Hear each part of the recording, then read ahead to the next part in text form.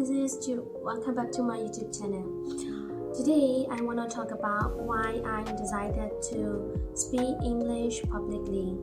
To be honest, I'm really shy and scared to speak out, and then also I'm worried about people would judge my pronunciation, and also I'm worried about I make mistake when I'm speaking English.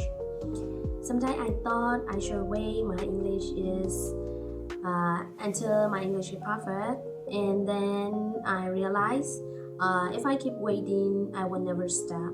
That's why I'm decided to speak English publicly, and also I wanna grow up and build my confidence. And the main purpose is I wanna challenge myself.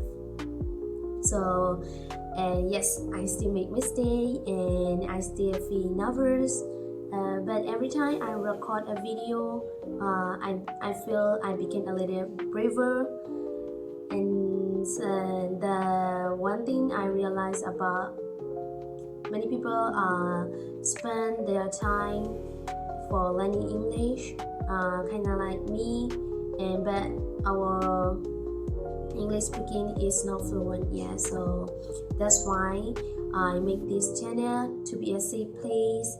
We don't need to be a perfect. I'm always say that sentences. We don't need to be a perfect, just a real progress.